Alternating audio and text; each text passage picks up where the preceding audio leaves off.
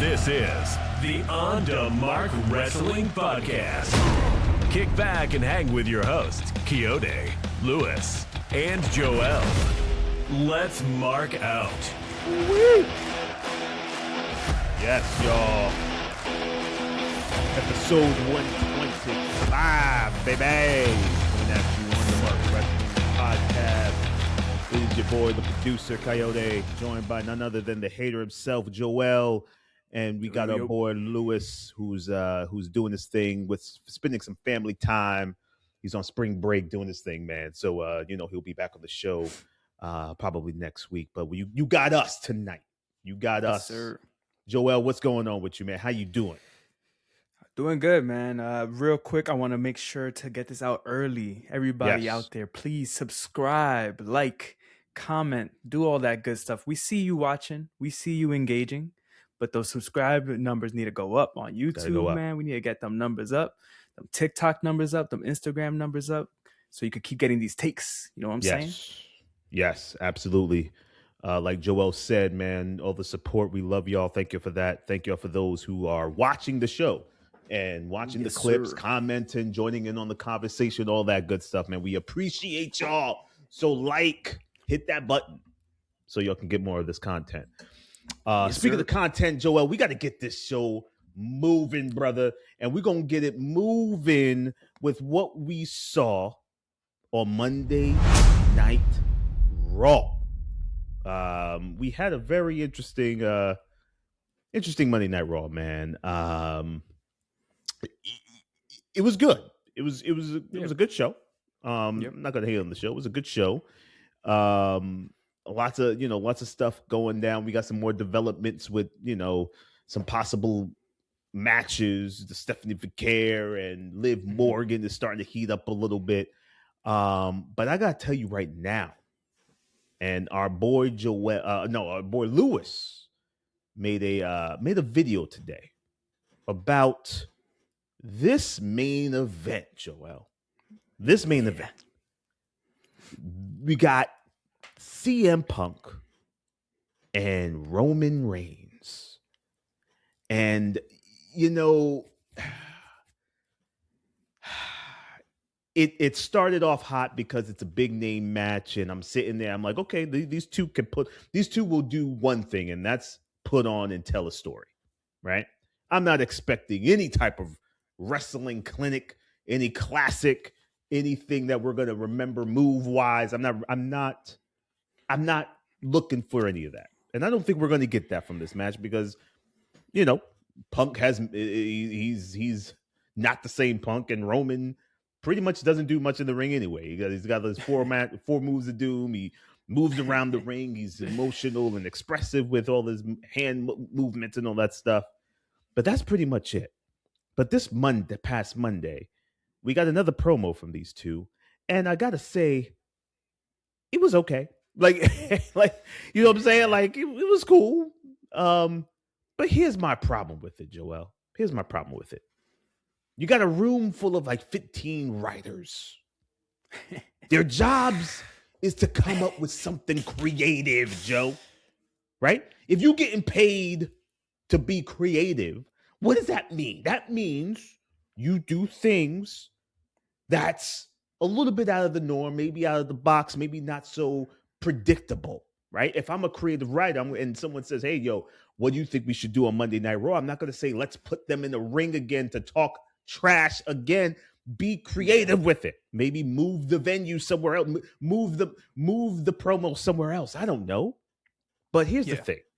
And Lewis talked about it. Is this it?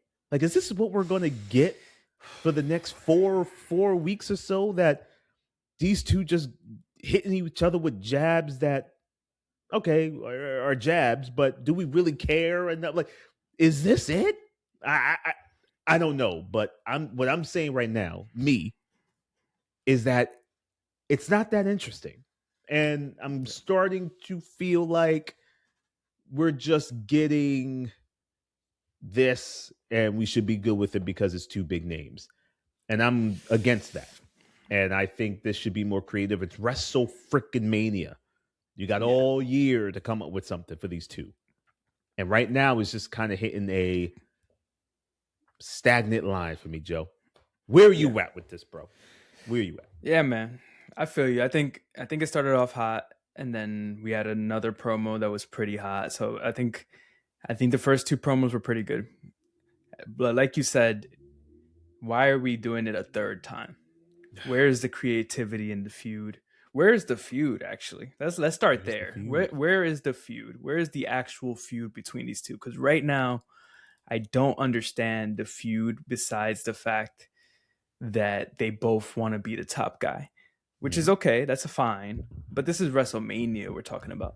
We need more than who wants to be the top guy. That's a story that you could tell maybe for a Backlash or for a SummerSlam. But we're talking WrestleMania. You're trying to sell tickets here. You're trying to sell tickets to Las Vegas, second year in a row.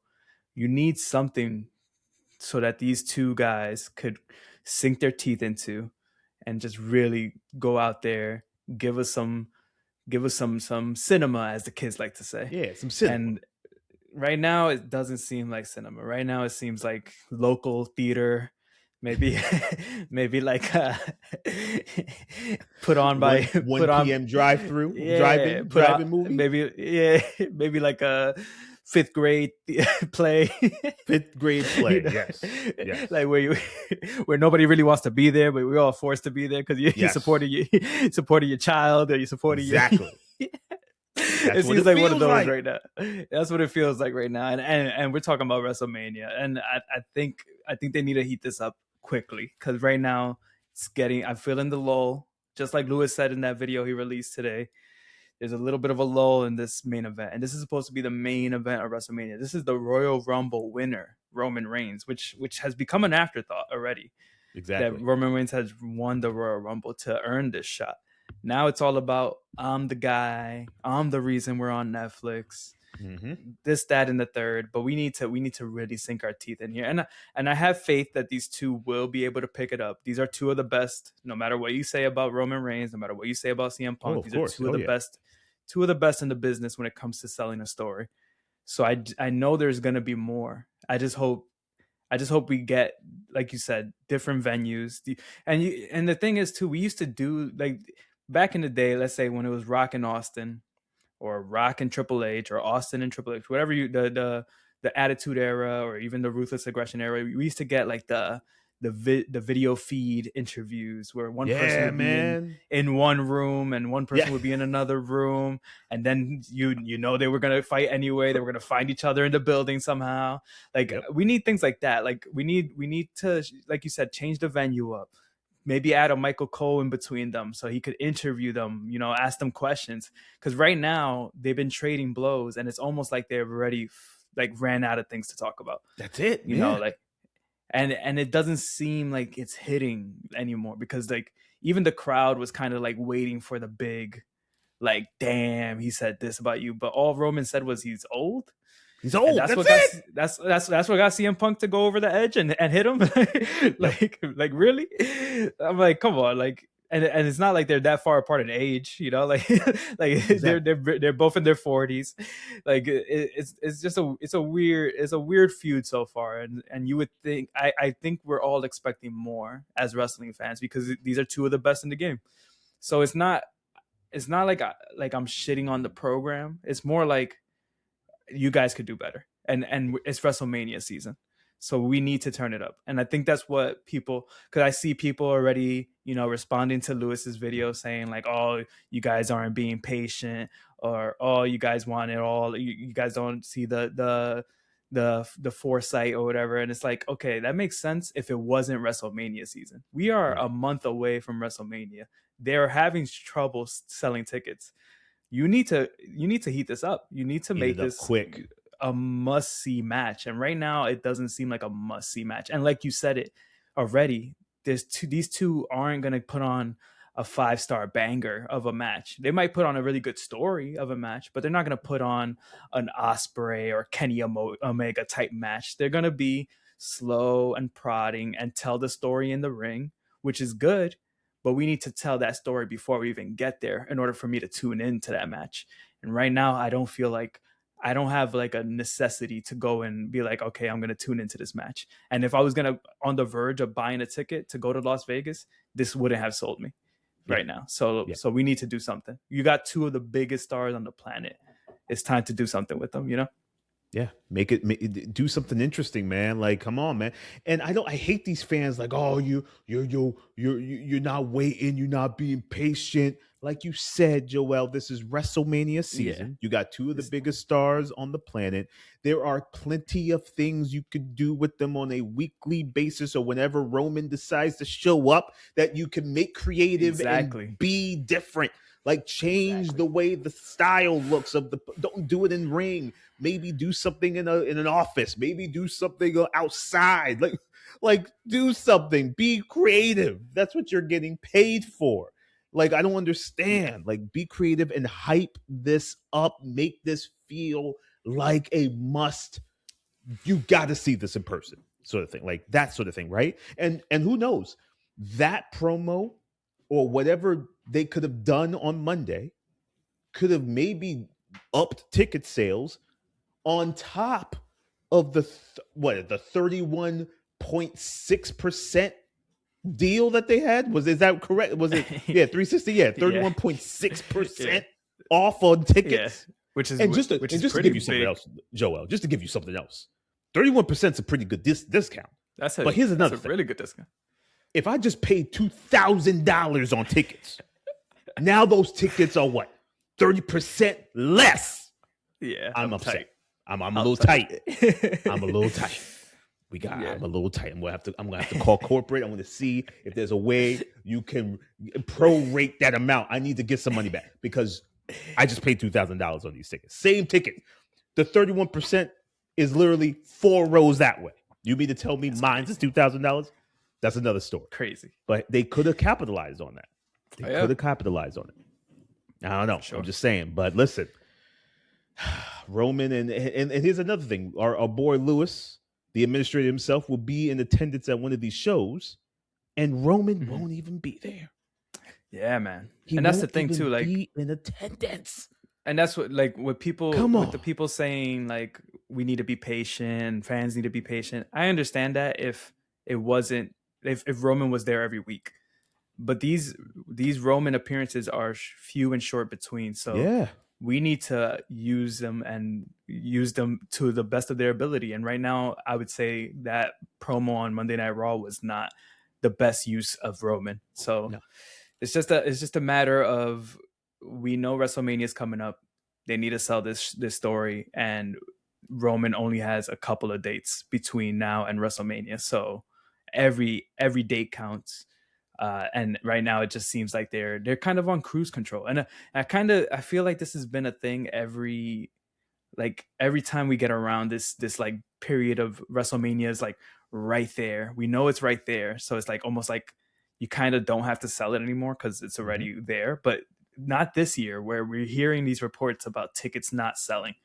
It almost seems like they're using the playbook that they're used to doing, where it's like, WrestleMania sells itself, but not this year. So they got to turn it up. They got to turn it up. Got to turn it up. Got to turn it up. Got to turn it up. And we'll see what happens in the next few weeks. I'm not so confident, but who knows? Maybe they'll hype it up maybe the last 2 weeks or something. Who knows? But we shall see where this main event goes. Now, Joel, man, in the spirit of staying within the WWE universe world, I had to do one thing, and you know what that means when you hear this. Snap. Joel, I didn't want to bring this up, but it is a new edition of the Haters Club, and no, it's not Joel. It's me again, your boy, with another Hater Club inductee. Give it up for him. And this one might not be a surprise to some, and to others, to the marks out there who are in love with this person. They may be like, "Oh, it's not fair. What do you mean? What do you mean?" Snap. And what do I mean is that your girl AJ Lee. Oh. is the newest inductee Yikes. into the Haters Club VIP section. Yikes. A complimentary bottle on us. That's how big this is, Joel. Like listen, bro. Ever since she's come back, she has moved no needle. She has shown that she is rusty and has not wrestled in a long time. Not only is that, but her promos lack anything. It lacks everything. I don't even know what she is. Is she a heel? Is she a tweener? Is she a baby? I don't know. But her promos are obnoxious. They are not relevant to the story that her character should be telling, and the tone is absolutely off. Damn. She is in the ring with Becky Lynch, and now listen. You're not going to always have chemistry with everybody you work with.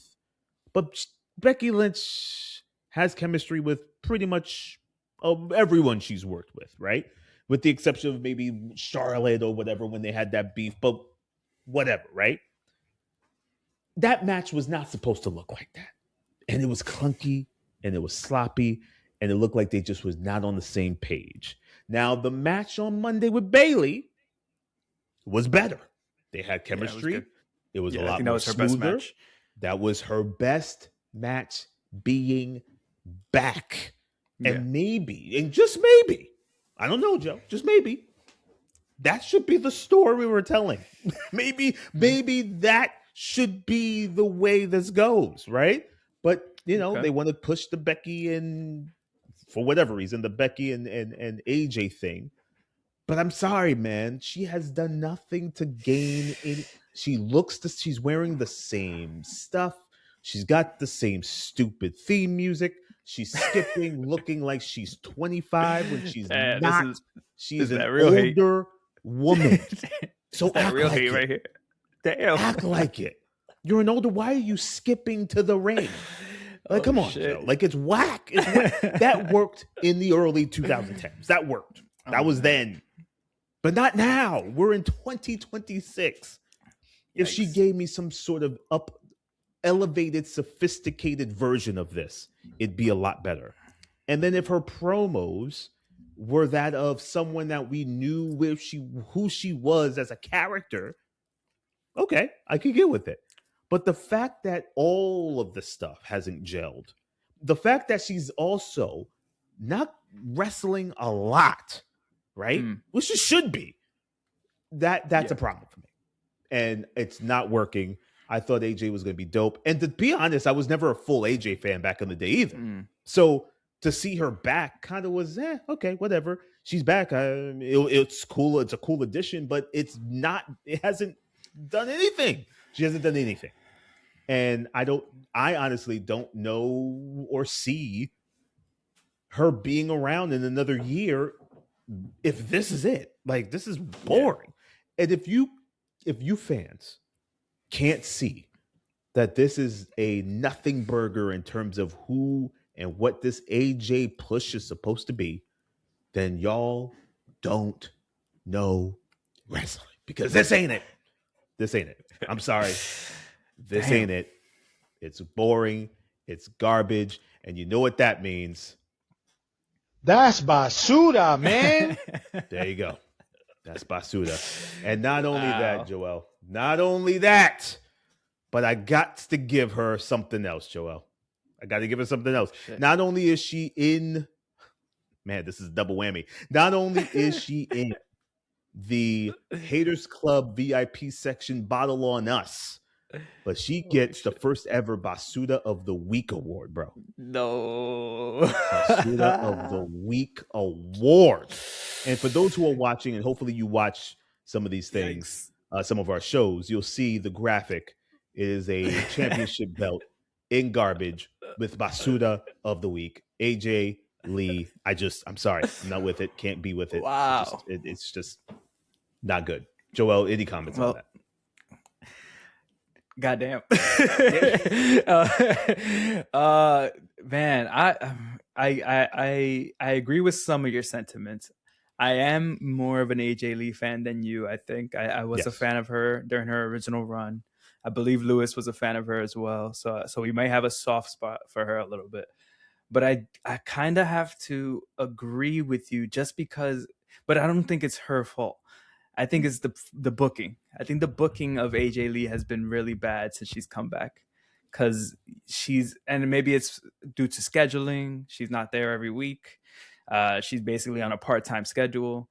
But I gotta give some flack to Triple H and the booking team, because she comes in, she wins the IC title, and she then has to kind of, it's like almost like a prove yourself, but I feel like they're doing it a little bit like backwards, where it should have been her maybe proving that she was good enough to come back and fight these new crop of talent, and then maybe get the IC title at WrestleMania, and that would have been a better story.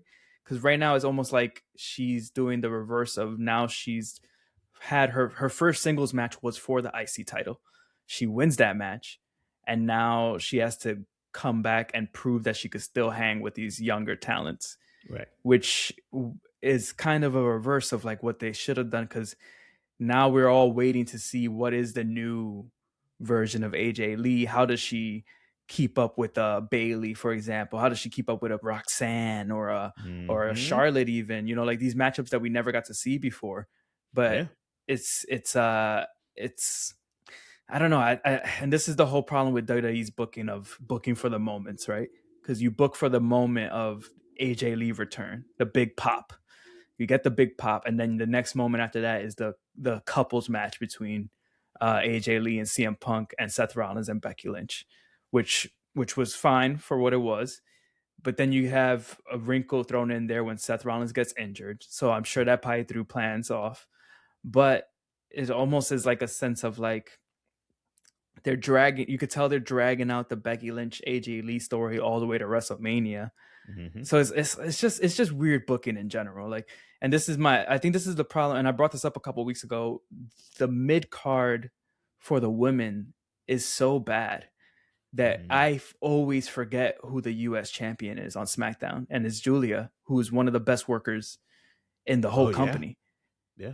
And she's playing second fiddle to Kiana James, which is crazy. Kiana James. Kiana James has become a star in like the past couple of weeks. Meanwhile, you have Julia, who's one of the best workers in the world, just sitting there with the US title, and that US title is collecting dust.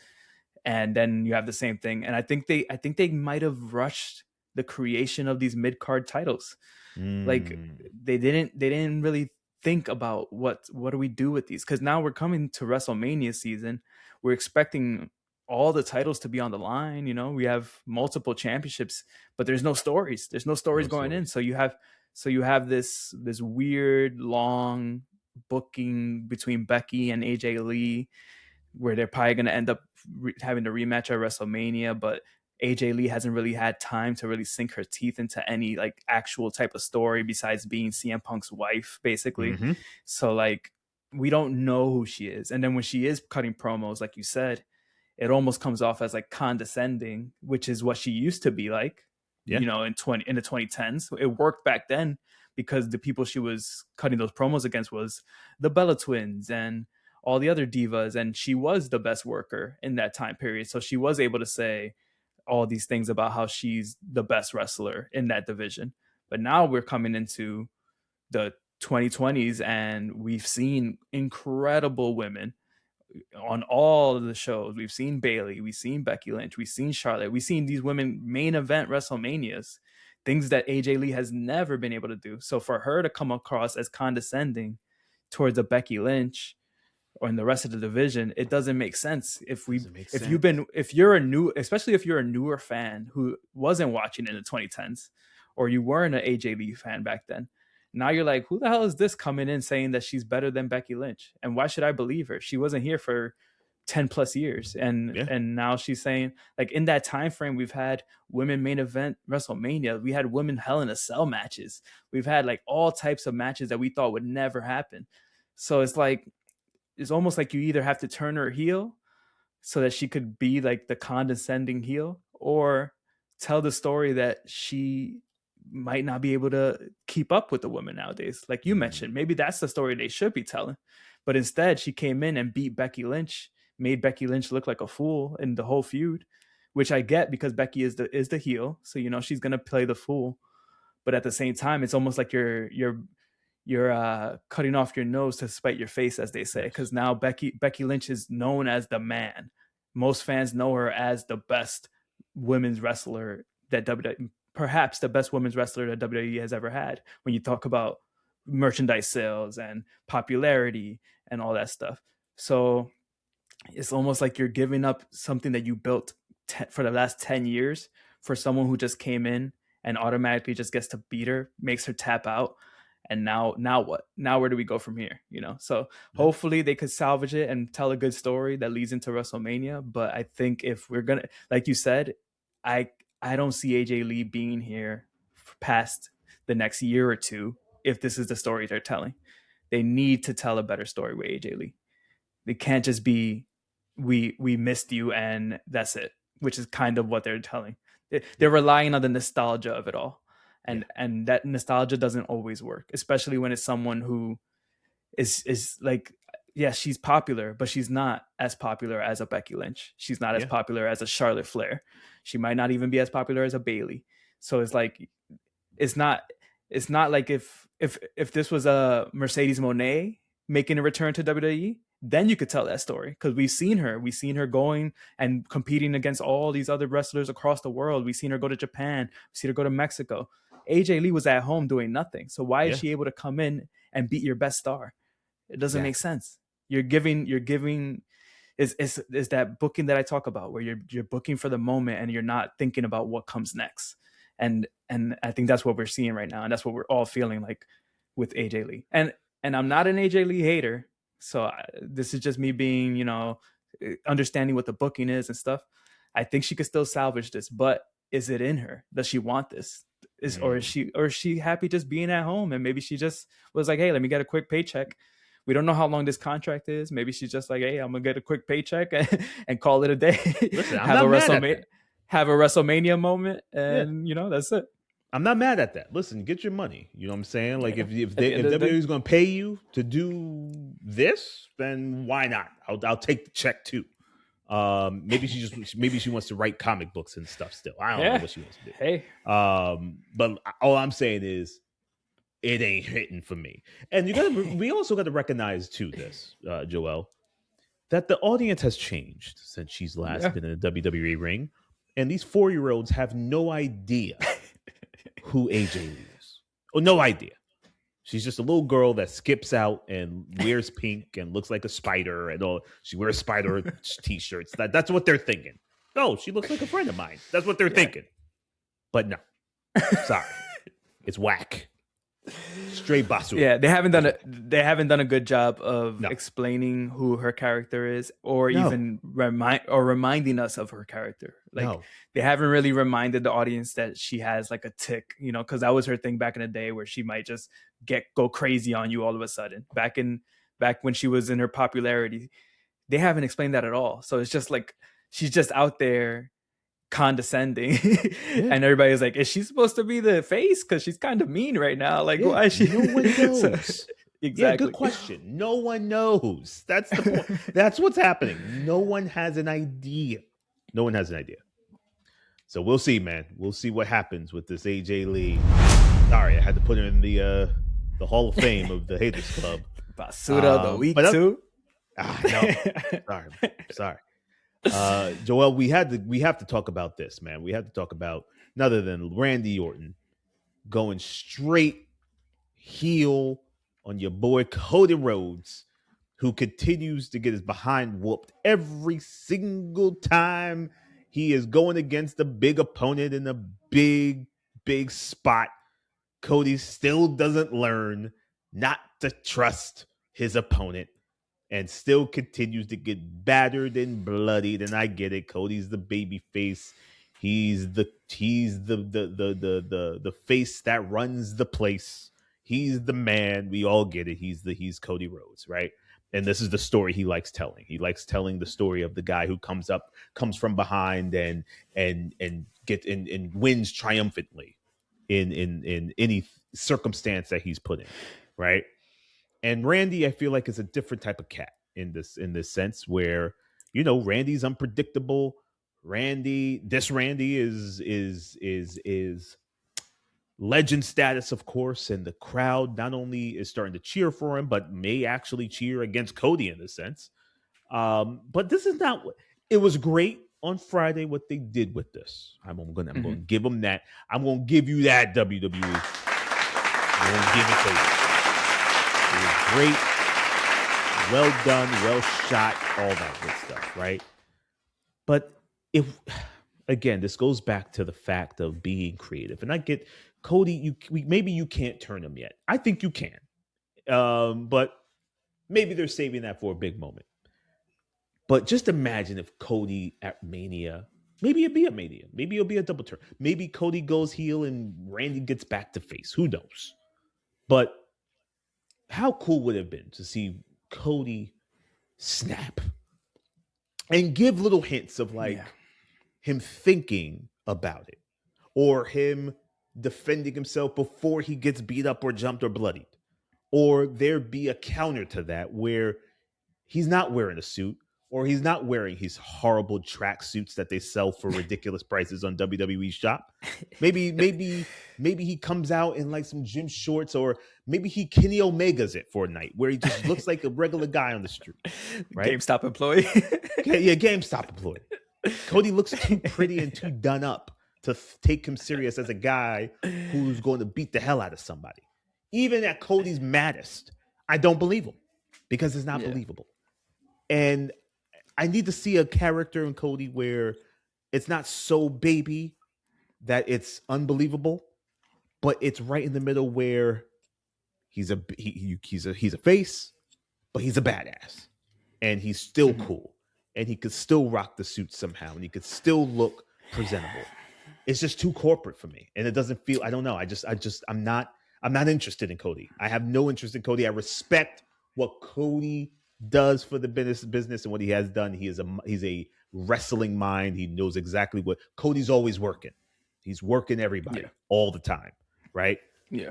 But I don't think I care about this match at all unless Cody turns at the end or he does something so dastardly that the crowd is left with like, oh God, what the hell was up with Cody? That's the only way. What they did with Friday, I give you 5 stars. Great. Randy beat the hell out of him. It was great. But I'm not interested in anything else about this. I just don't. Again, I need more story. I need something compelling. Joel, where you at with it, man? I mean, I really liked the segment. The segment was good on Friday. I'm in the same boat as you when it comes to Cody Rhodes. I'm the biggest Cody hater in the game right now. and it's not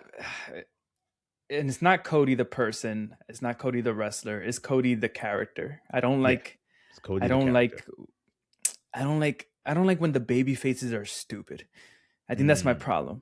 And he comes across as a stupid baby face every time. Oh, sorry. Every time. I didn't see that, but that's something. I mean, it fit. It kind of fit. But whenever Cody falls for this, which is now 3 WrestleManias in a row, where he falls for the return of a legend that's gonna help him, or first it was The Rock, where he shook hands with The Rock, gave up his WrestleMania spot for no reason at all.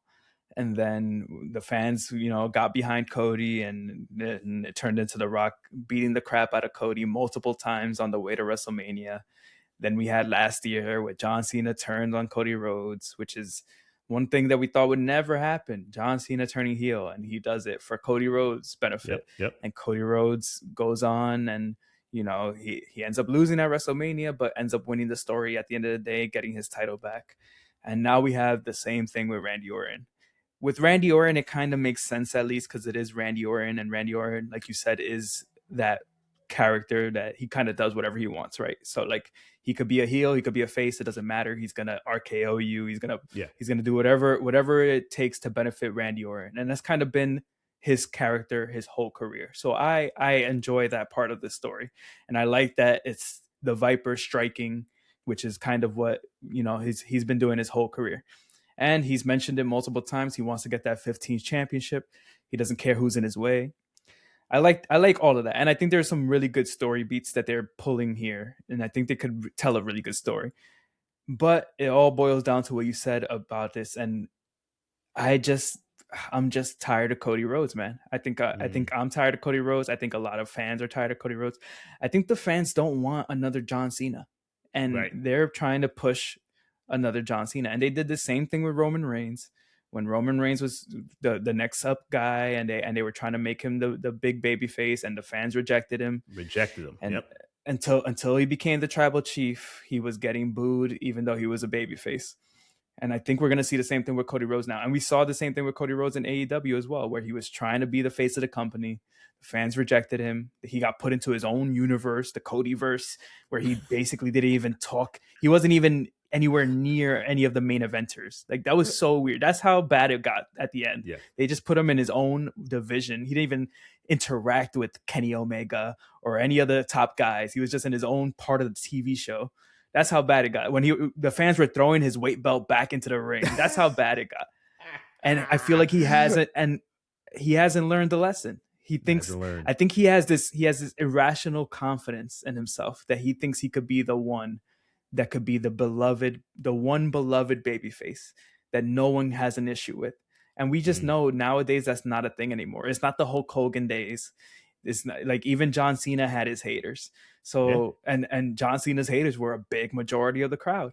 And maybe that's what they're going for now, like the polarizing babyface who gets booed and cheered no matter what on any given day. It might be a crowd that hates him. It might be a crowd that loves him. But as long as the merchandise sales are up and as long as people are watching, that's all they care about at the end of the day. But from a creative standpoint, and like from us as fans who are watching this and want some bit of creativity every now and then, it is very boring. It's a very boring story to tell.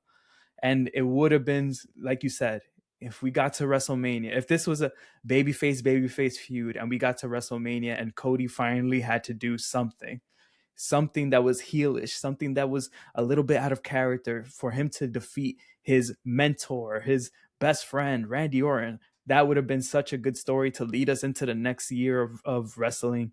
But instead we get this another rehash of whatever happened with John Cena, what happened with The Rock. Now we're doing it all over again with Randy Orton.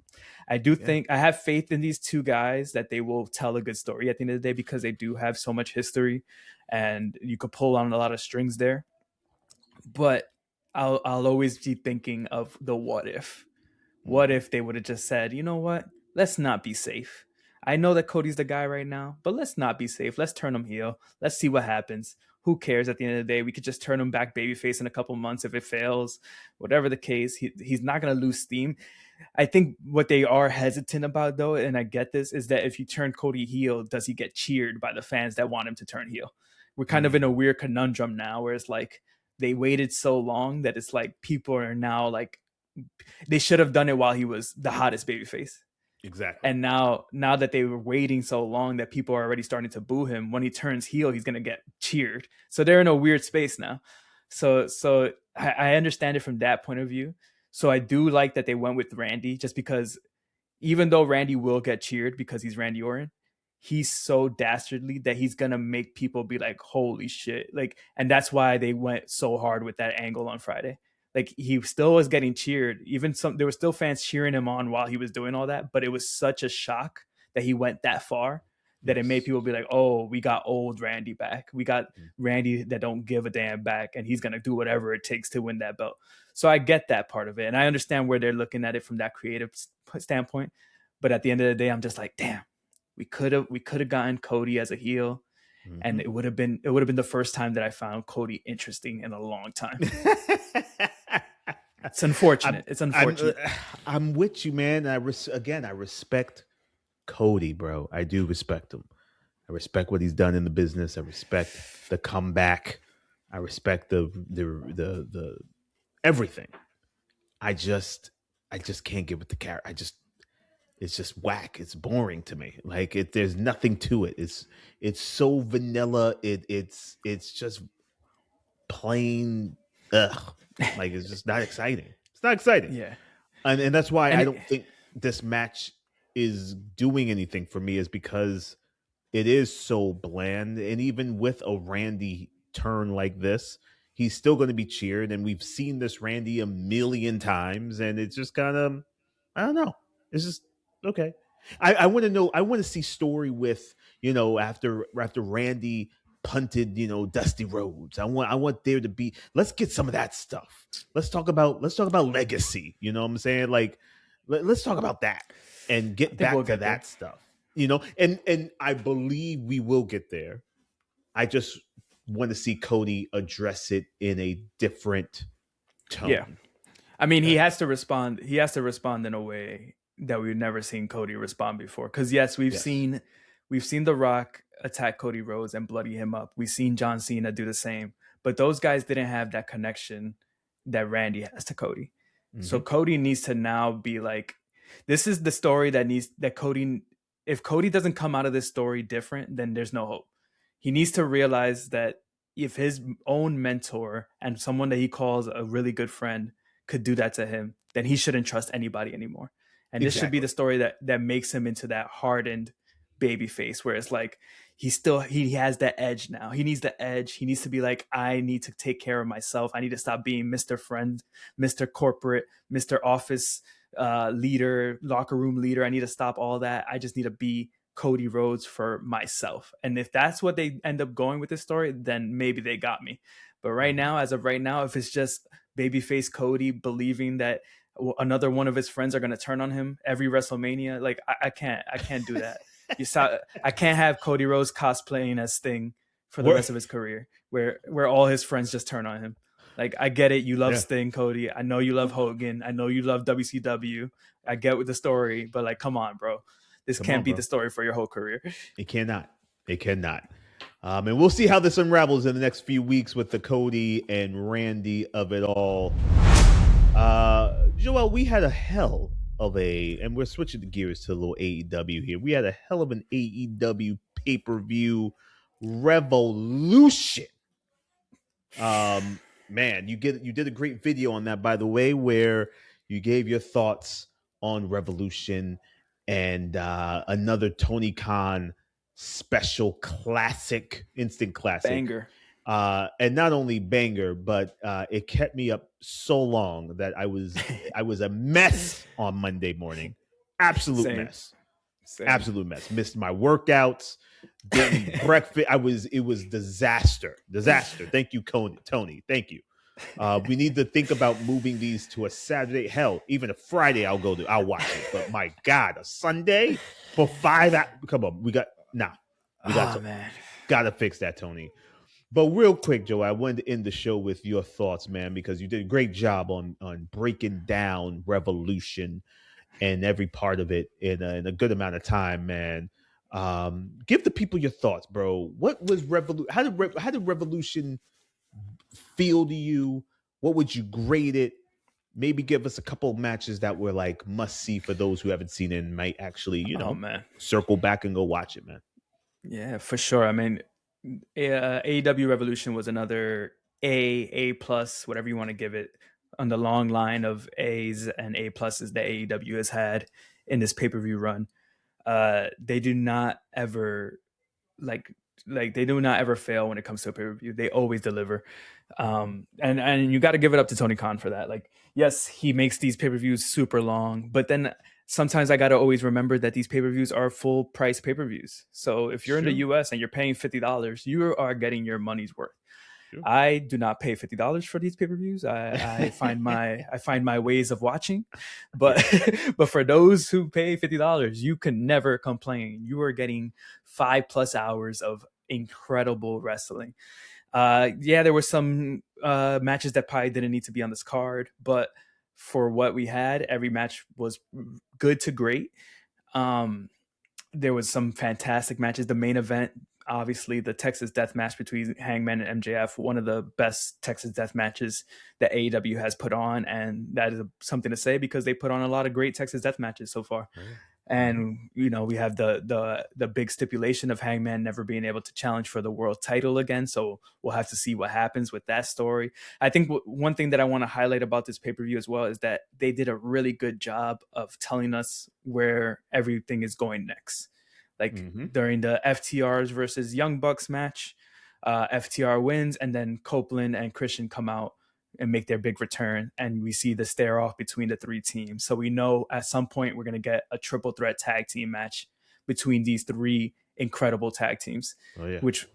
So maybe throw a ladder in there, throw some TLC in there. We're going to have one of the best matches like ever if that happens.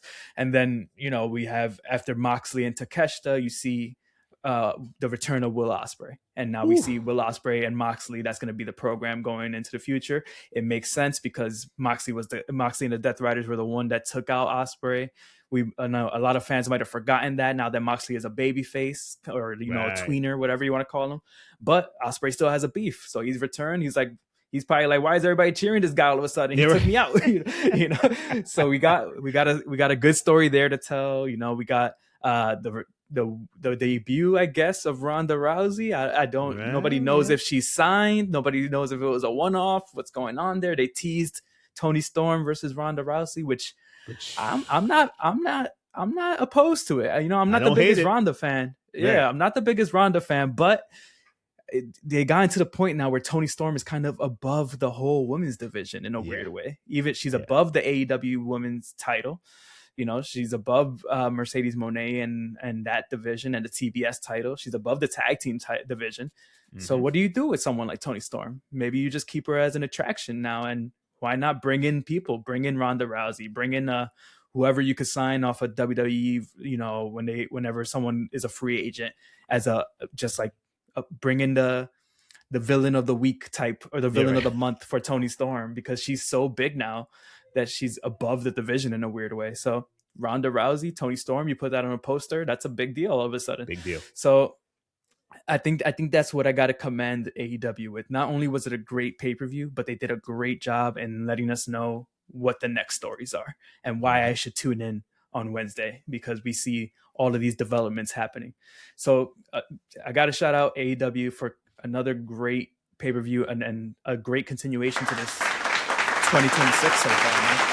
Absolutely, man. AEW does it again, man. The 5-hour specials, I'm not mad at it, but man, I just wish they were on a Saturday. I agree. Great show. Man, top to bottom. Now, again, a couple of matches probably could have been shorter, right? I mean, you're given a lot of these matches, or most of these matches, getting like 15, 20 minutes, which is crazy. But you don't need to do that. But I get it. You want to give people their shine. You want to let people show off their talents, and Tony definitely gives time to the talent, which is great. Yeah. And apparently Wednesday night, this Tony was saying this Dynamite's going to be big Dynamite. You got a lot of moving parts. Edge, you got Christian, Ospreay, Rousey. All this stuff you could sprinkle in, bro. This roster is getting incredible, man. I hope he finds room for everybody, because there is a lot of people on this roster now. And he keeps signing people. He just signed Mystico.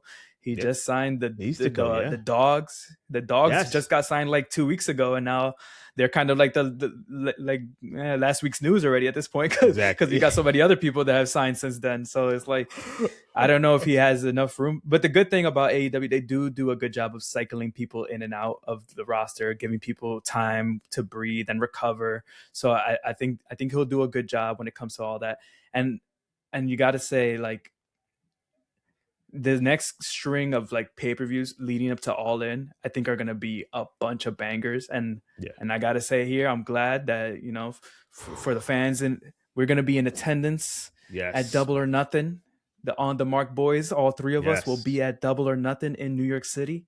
So I'm hoping for a great show there. And if any fans see us, make sure you come up to us, say what's up, Yep. because we'll all be there in attendance, Yes, sir. We will be in attendance at Double or Nothing. We got the ticks. We're gonna be up in there, man. Look out for us. We'll have some merch on and all that good stuff. Yes, sir. But Joel, man, this has been a good show. Episode 125 of On the Mark Wrestling Podcast. I'm your boy, the producer, Kayode, joined by none other than Joel, the hater. Keep looking out for us. Instagram, Facebook, YouTube, TikTok, all that good stuff.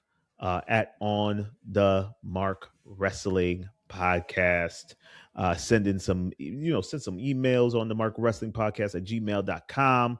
On the Mark Wrestling Instagram, Facebook, all that good stuff, guys. You can't miss us. Thank you for your support. And until next time, peace. You have just listened to the On the Mark Wrestling Podcast, a Scriptly adapted production. Follow us on Instagram, Facebook, TikTok, and YouTube at On the Mark Wrestling. And email us on onthemarkpodcast@gmail.com.